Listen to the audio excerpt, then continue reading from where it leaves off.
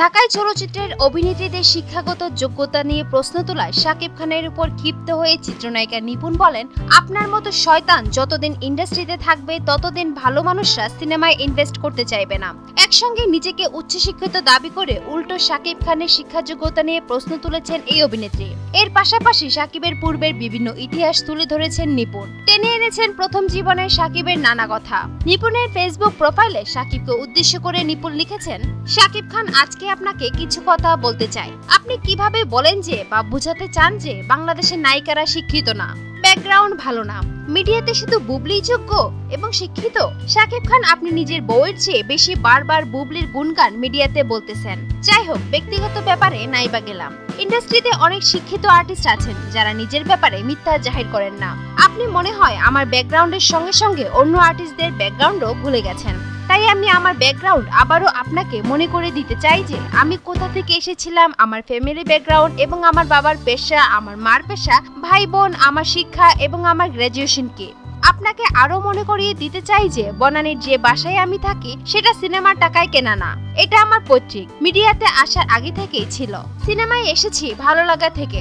সিনিয়রদের শাকিব অসম্মান করেছেন উল্লেখ করে নিপুণ বলেন, আপনি তো আবার অতীত ভুলে যান। তাই আবারও মনে করে দিতে চাই যে আপনি শুটিং এর সেটে রাজ্জাক আঙ্কেলকে সকাল থেকে বিকাল পর্যন্ত বসিয়ে রেখেছিলেন, শেষ পর্যন্ত সেটে আর আসেননি।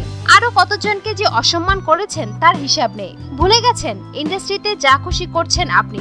সিনিয়ররা আপনার ব্যবহারে অতিষ্ঠ। আপনার জন্যই তো ওনারা ইন্ডাস্ট্রিতে নিয়মিত না। আপনি কি করে ভাবেন যে Razzak uncle, Faruk uncle, Alamgir uncle আপনাকে বারবার সাপোর্ট দিবেন? শাকিব খান বুবলির সম্পর্কে অভিমত বিষয়ে নিপুণ বলেন, আপনি পার্সোনালি মানুষকে বা বুবলিকে খুশি করার জন্য যা খুশি বলেন, কিন্তু মিডিয়ার সামনে অন্য আর্টিস্টদের সম্মান দিয়ে কথা বলবেন। আর আপনার শিক্ষা যোগ্যতা, আপনার ফ্যামিলি ব্যাকগ্রাউন্ড, আপনি মনে হয় আপনার 11 বছর আগের কথা ভুলে গেছেন।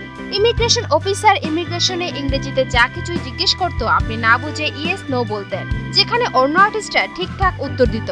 আপনি এতই শিক্ষিত যে এম্বার্কেশন ডিসএম্বার্কেশন কার্ডও পূরণ করতে পারতেন না। নিপুণ বলেন, শাকিব খান বাংলা সিনেমা নিয়ে আপনি যে নোংরা রাজনীতি করছেন তা নিজের ও দেশি বিদেশি কিছু স্বার্থনিশী মহলের স্বার্থ রক্ষার জন্য করছেন, যা বাংলাদেশের চলচ্চিত্র শিল্পের জন্য মারাত্মক ক্ষতিকর। বাংলা চলচ্চিত্র নিয়ে নোংরা রাজনীতি বাদ দেন।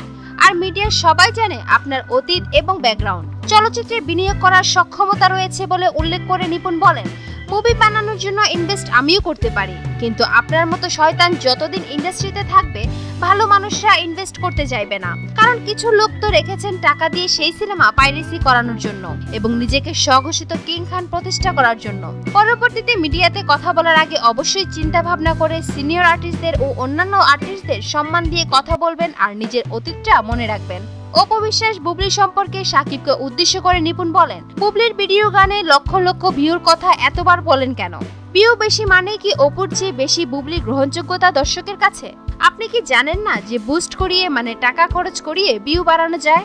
আর আমি যখন ইন্টারনেট ব্যবহার করি তখন আপনি ইন্টারনেটের জানতেন না। সুপ্রিয় দর্শক, আপনারা আপনাদের যে কোনো মতামত কমেন্টের মাধ্যমে শেয়ার করতে পারেন আমাদের সঙ্গে। আর আমাদের ভিডিওটি যদি আপনাদের একটুও ভালো লেগে থাকে তাহলে আমাদের চ্যানেলটি এখনই সাবস্ক্রাইব করুন। লাইক, কমেন্ট, শেয়ার করতেও ভুলবেন না। ধন্যবাদ।